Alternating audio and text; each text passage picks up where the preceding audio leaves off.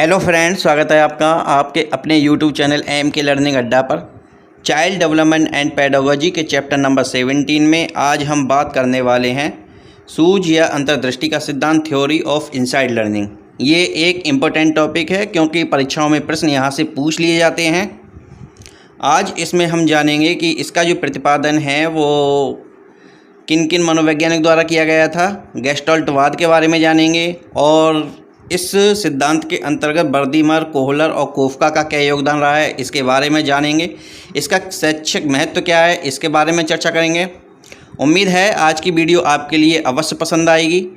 पिछली वीडियो में हम थार्नडाइक के प्रयास एवं त्रुटि का सिद्धांत, पावलोव का क्लासिकल अनुबंधन सिद्धांत और स्किनर का जो क्रिया प्रसूत अनुबंधन सिद्धांत है इस पर हम चर्चा कर चुके हैं। उम्मीद है आपने वो वीडियो देख रखी होंगी। अगर आपने वो वीडियो नहीं देखी है तो आप सर्च बार में एम की लर्निंग अड्डा टाइप करें तो वहाँ से हमारी सारी वीडियो अवेलेबल हैं, जहाँ से आप उन वीडियो को देख सकते हैं। तो चलिए शुरू करते हैं आज का महत्वपूर्ण टॉपिक, सूझ या अंतर्दृष्टि का सिद्धांत, थ्योरी ऑफ इनसाइड लर्निंग के बारे में। चलिए जानते हैं सूझ अथवा अंतर्दृष्टि का सिद्धांत। इस सिद्धांत का प्रतिपादन गेस्टाल्टवादियों ने किया है, ये हमें ध्यान रखना है। अगर प्रश्न पूछ लेता है सूझ अथवा अंतर्दृष्टि का सिद्धांत है वो किसके द्वारा प्रतिपादित किया गया था, तो हमें ध्यान रखना है गेस्टाल्टवादियों ने उसका प्रतिपादन किया। इसी कारण इस सिद्धांत को गेस्टाल्ट सिद्धांत के नाम से भी जानते हैं। इसका जो दूसरा नाम है वो गेस्टाल्ट सिद्धांत यानी कि गेस्टाल्ट थ्योरी। इसके अंतर्गत क्या है कि कोहलर ने कुछ पशुओं पर प्रयोग करके अंतर्दृष्टि द्वारा सीखने का सिद्धांत का प्रतिपादन किया। कोहलर ने पशुओं पर प्रयोग करके उनके सीखने का यानी अंतर्दृष्टि, सूझ के द्वारा सीखने का प्रतिपादन किया और ये सिद्ध किया कि मनुष्य के समान पशु भी बुद्धिपूर्ण निरीक्षण द्वारा सीखते हैं। यानी उन्होंने अपने प्रयोग द्वारा ये सिद्ध कर दिया कि पशुओं को भी अगर मनुष्य के समान अवसर दिए जाएं, उन्हें भी स्वयं कार्य करने का अवसर दिया जाए तो वो भी अपनी बुद्धि का प्रयोग करके अपनी समस्या का समाधान कर सकते हैं और यही उन्होंने अपने प्रयोग के द्वारा सिद्ध किया। अंतर्दृष्टि या सूझ सिद्धांत के कुछ नाम भी हैं जिन्हें भी जानना आवश्यक है। पहला है गेस्टाल्ट सिद्धांत, क्योंकि इस सिद्धांत का प्रतिपादन जो किया था गेस्टाल्टवादियों ने किया था, इसलिए इसे गेस्टाल्ट सिद्धांत भी कहते हैं। दूसरा है कोहलर का सिद्धांत। ये कोहलर के सिद्धांत के नाम से भी प्रसिद्ध है क्योंकि इसमें जो महत्वपूर्ण योगदान रहा है वो कोहलर जी का रहा है, क्योंकि प्रयोग जो किया था वो कोहलर ने किया था, इसलिए इसे कोहलर का सिद्धांत, पूर्ण से अंश की ओर का सिद्धांत। ये सिद्धांत हमेशा हमें पूर्ण से अंश की ओर का ज्ञान कराता है, इसलिए इसे पूर्ण से अंश की ओर का सिद्धांत भी कहते हैं। तत्कालिक ज्ञान का सिद्धांत। इस सिद्धांत के द्वारा क्या है कि ज्ञान की उत्पत्ति तत्काल होती है, यानी कि अचानक दिमाग में कोई विचार आता है, दिमाग में अचानक ही समस्या का समाधान आ जाता है, इसीलिए इसे तत्कालिक ज्ञान का सिद्धांत भी कहते हैं। पूर्णाकार या समग्राकार सिद्धांत। ये जो सिद्धांत है वो पूर्ण समस्या समाधान का यानी कि समस्या का जो पूर्ण समाधान है उसके बारे में बात करता है, इसीलिए इसे पूर्णाकार या समग्राकार सिद्धांत भी कहते हैं। चलिए जानते हैं गेस्टाल्टवाद यानी गेस्टाल्टवाद क्या होता है। गेस्टाल्टवाद जो है वो जर्मन भाषा का शब्द है। पेपर में पूछ लेता है कि गेस्टाल्टवाद किस भाषा का जन्म है, तो हमें ध्यान रखना है ये जर्मन भाषा का शब्द है, जिसका अर्थ होता है पूर्ण या समग्र आकार अथवा आकृति, यानी कि किसी भी चीज़ का पूर्ण आकार या पूर्ण आकृति, समग्र आकार या समग्र आकृति। गेस्टाल्ट संप्रदाय में 3 प्रमुख मनोवैज्ञानिक शामिल थे, यानी कि गेस्टाल्टवाद जो संप्रदाय है उसमें 3 मनोवैज्ञानिक शामिल थे। पहले हैं मैक्स वर्दीमर, ये गेस्टाल्टवाद के प्रवर्तक माने जाते हैं। दूसरे हैं कोहलर, ये प्रयोगकर्ता के रूप में जाने जाते हैं, ये जर्मनी देश के थे, यानी कि कोहलर का जो संबंध है वो जर्मनी देश से है। ये हमें ध्यान रखना है क्योंकि कई बार प्रश्न ये पूछा है कि जर्मनी की कोहलर जो हैं वो किस देश के निवासी थे, तो हमें ध्यान रखना है ये जर्मनी के थे। कोफका ये सहयोगीकर्ता के रूप में प्रसिद्ध हैं। इनकी एक पुस्तक यानी थ्योरी ऑफ गेस्टाल्ट सन 1920 में प्रकाशित हुई, जिसके कारण गेस्टाल्ट सिद्धांत की प्रसिद्धि प्राप्त हुई। ये भी एक इम्पोर्टेंट टॉपिक है, इनकी पुस्तक का नाम भी पूछ लिया जाता है, तो यहाँ से कई इम्पोर्टेंट पॉइंट निकल के आए हैं कि गेस्टाल्टवाद जो है वो जर्मन भाषा का शब्द है, ये हमें ध्यान रखना है, और जिसका अर्थ होता है पूर्ण या समग्र आकार। अगर गेस्टाल्टवाद संप्रदाय के प्रवर्तक के बारे में बात होगी तो ध्यान रखेंगे मैक्स वर्दीमर के लिए। प्रयोगकर्ता के रूप में प्रसिद्ध हैं कोहलर और सबसे ज़्यादा इन्हीं का नाम आता है कोहलर जी का, और इसे कोहलर का सिद्धांत के नाम से भी जानते हैं। तीसरे हैं कोफका, ये सहयोगकर्ता के रूप में प्रसिद्ध हैं, और इनकी एक जो पुस्तक है थ्योरी ऑफ गेस्टाल्ट, इनका नाम ध्यान रखना है कि इनकी एक जो पुस्तक है थ्योरी ऑफ गेस्टाल्ट, यानी इस पुस्तक में इन्होंने कोहलर का जो प्रयोग था इसके बारे में विस्तार से चर्चा की है पूरा, और पूरी पुस्तक है इसी सिद्धांत पर आधारित है, और जिसके कारण गेस्टाल्ट सिद्धांत को प्रसिद्धि प्राप्त हुई। ये अंतर्दृष्टि को लेकर कोहलर ने जो एक्सपेरिमेंट किया था उसके बारे में बात कर लेते हैं। कोहलर ने अपने प्रयोग में जिस जानवर का प्रयोग किया था वो चिंपैंजी था, और उसे बनमानुस भी कहते हैं, और इसका जो नाम था वो सुल्तान था। पेपर में नाम को लेकर प्रश्न पूछ लेता है कि कोहलर ने अपने प्रयोग में जिस जानवर का प्रयोग किया था उसका नाम क्या था, तो हमें नाम ध्यान रखना है, उसका नाम सुल्तान था। सुल्तान नामक चिंपैंजी पर उन्होंने एक्सपेरिमेंट किया। इसको लेकर उन्होंने 2 प्रयोग किए, पहला बक्से वाला प्रयोग था और दूसरा छड़ी वाला प्रयोग। दोनों प्रयोग हमने यहाँ पर ला के रखे हैं, दोनों का अध्ययन करेंगे। चलिए पहले देखते हैं बक्से वाला प्रयोग। कोहलर ने अपने प्रयोग में भूखे सुल्तान को कमरे में बंद कर दिया और कमरे की छत पर कुछ केले लटका दिए। केले ऊंचाई पर थे, कमरे में 2-3 खाली बक्से रखे हुए थे। सुल्तान ने उछलकर केले पाने का प्रयास किया मगर वह असफल रहा। फिर उसने एक बक्से पर चढ़कर केले तोड़ने का प्रयास किया परंतु वह तोड़ न सका। फिर उसने अपनी सूझ से एक बक्से को दूसरे बक्से के ऊपर रखा, तब वह केले तोड़ने में सफल हो सका। इस प्रकार उसने अंतर्दृष्टि से समस्या को हल कर लिया। अब यहाँ पर ये समझाने का प्रयास किया गया है कि कैसे एक चिंपैंजी ने अपनी समझ यानी कि अपनी सूझ के द्वारा कैसे उसके दिमाग में ये विचार आया कि एक बक्से को मैं दूसरे बक्से के ऊपर रखूं तो केले तक पहुंच सकता हूं। यानी पहली बार तो उसने उछलकर केले तोड़ने का प्रयास किया, सफल नहीं हो पाया। फिर यानी कि एक एक करके बक्से पर चढ़ा, फिर भी हाथ नहीं पहुंचा, केले ऊंचाई पर थे।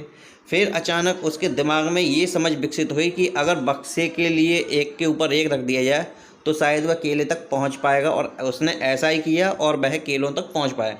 बस यही है उसकी अंतर्दृष्टि और सूझ का सिद्धांत कि कैसे उसने अपनी सूझ के द्वारा इस समस्या का समाधान कर लिया। चलिए देखते हैं दूसरा प्रयोग क्या था।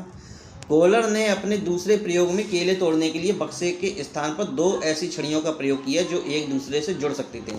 कहने का मतलब ये है कि दूसरा प्रयोग भी बनमानुस पे ही था। केले वैसे ही लटके हुए थे जैसे पहले लटके हुए थे, लेकिन अंतर ये था कि वहाँ से बक्से हटा दिए गए, केवल छड़ी दे दी गई। 2 छड़ी थी, ज़्यादा लंबी नहीं थी, लेकिन इस प्रकार की छड़ी थी कि अगर एक के अंदर दूसरे को डाला जाए तो दोनों आपस में जुड़कर लंबी हो सकती थी। पहले तो सुल्तान ने अलग अलग छड़ियों से केले तोड़ने का प्रयास किया, यानी कि अलग अलग छड़ी ली और उससे केले तोड़ने का प्रयास किया, मगर वह सफल नहीं हो सका। तब अंतर्दृष्टि के प्रयोग द्वारा उसने क्या किया, उसके दिमाग ने छड़ियों को जोड़ने का विचार आया। उसने छड़ियाँ हैं क्या किया, अपने अंतर्दृष्टि के आधार पर छड़ियों को जोड़ दिया और एक लंबी छड़ी तैयार हो गई। और ऐसा करने से क्या हुआ, उसने केले तोड़कर अपनी भूख मिटाई। यानी यहाँ पर बहुत ही अच्छे ढंग से समझाया गया है कि कैसे चिंपैंजी ने अपनी समझ या सूझ के द्वारा यानी अंतर्दृष्टि के द्वारा केलों को प्राप्त किया, अपनी समस्या का समाधान कर लिया। और ऐसे ही हम बच्चों के अंदर अगर सूझ विकसित कर दें तो बच्चों को उनके लक्ष्य तक पहुँचाने में क्या होगी, आसानी रहेगी। बात करते हैं कुछ फैक्टर्स के बारे में। इस सिद्धांत के कुछ फैक्टर्स सामने निकल के आते हैं। पहला है स्पष्ट लक्ष्य यानी कि क्लियर गोल। बच्चे के सामने जब तक स्पष्ट लक्ष्य नहीं होगा यानी कि जो गोल है वो नहीं होगा, तब तक बच्चा समस्या का समाधान नहीं करेगा। इसलिए बच्चे के सामने गोल होना ज़रूरी है, इसलिए स्पष्ट लक्ष्य के बारे में यहाँ बात की गई है। दूसरा है बाधाएं या रुकावटें। जब बच्चा समस्या से निकलने का प्रयत्न करता है तो कुछ बाधाएं उसके सामने आती हैं, उन बाधाओं को दूर करके ही वह अपने लक्ष्य तक पहुंच पाता है। अगला है मानसिक तनाव। व्यक्ति के अंदर मानसिक तनाव आता है क्योंकि जब बाधाएं आती हैं लक्ष्य को प्राप्त करने में, जब उसके सामने बाधाएं आती हैं तो दिमाग में कुछ तनाव आता है। फिर क्या होता है कि संगठन यानी कि चीज़ों को एकत्र करना शुरू कर देता है अपने दिमाग में, विचारों का एक क्या है, संगठन बना लेता है। पुनरुत्थान, अगर उस संगठन से काम नहीं चलता तो दोबारा कुछ दूसरी बात सोचने लगता है और दूसरा संगठन तैयार हो जाता है, जिसे पुनरुत्थान कहते हैं। गेस्टाल्ट सिद्धांत की कुछ विशेषताएं हैं जिन्हें जानना आवश्यक है। सूझ के द्वारा सीखना स्पष्ट तथा स्थायी होता है, यानी कि हम अंतर्दृष्टि के द्वारा कोई बात सीखते हैं तो वो स्पष्ट तथा स्थायी होती है।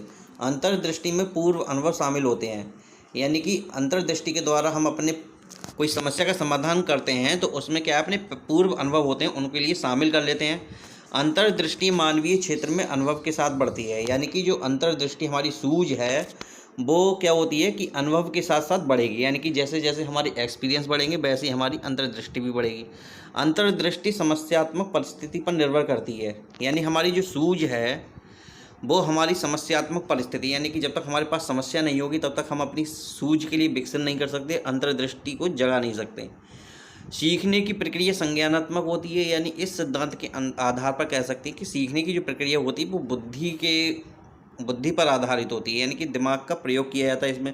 सूझ एकाएक उत्पन्न होती है, यानी कि सूझ जो है वो अचानक उत्पन्न होती है। जैसे बनमानुस के दिमाग में अचानक विचार आया कि बक्से के ऊपर बक्सा रखेंगे तो मैं केलों तक पहुंच जाऊंगा, या छड़ियों को आपस में जोड़ लिया जाए तो छड़ी लंबी हो जाएगी और मैं केलों को प्राप्त कर पाऊंगा। ये है, तो सूझ जो है वो अचानक उत्पन्न होती है। चलिए एजुकेशनल इम्प्लीकेशंस देख लेते हैं। ये इस सिद्धांत के द्वारा बच्चा स्वयं अपनी समस्या का समाधान आसानी से कर लेता है, यानी कि अगर इस सिद्धांत के आधार पर बच्चों के लिए सिखाया जाता है तो अपनी समस्या का समाधान स्वयं कर लेगा। ये इसका एक महत्व है। किसी नवीन परिस्थितियों में समायोजन हेतु तो समस्या को सुलझाने में अपनी सूझ का प्रयोग किया जाता है। ये सिद्धांत पाठ्यक्रम निर्माण में सहायक होता है।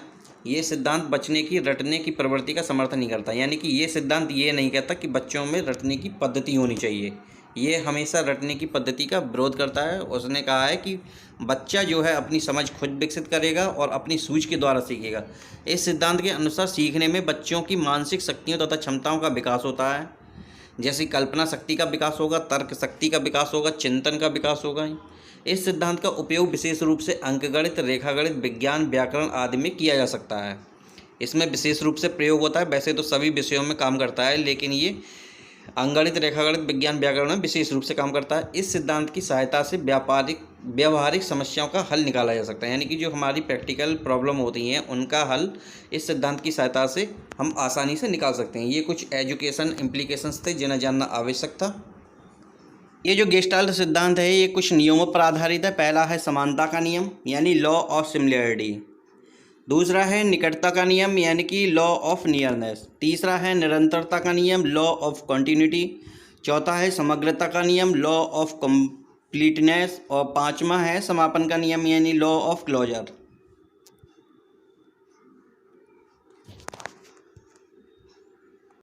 तो दोस्तों इनसाइड लर्निंग थ्योरी से संबंधित ये वीडियो आपके लिए कैसी लगी कमेंट्स में अपना फीडबैक अवश्य दें। वीडियो पसंद आई है तो लाइक करना ना भूलें तथा अपने दोस्तों में भी शेयर करें। चैनल को सब्सक्राइब नहीं किया है तो चैनल को सब्सक्राइब करें, साथ में बेल आइकन भी प्रेस करें जिससे कि हमारी आने वाली वीडियो का नोटिफिकेशन आपके लिए सबसे पहले मिले।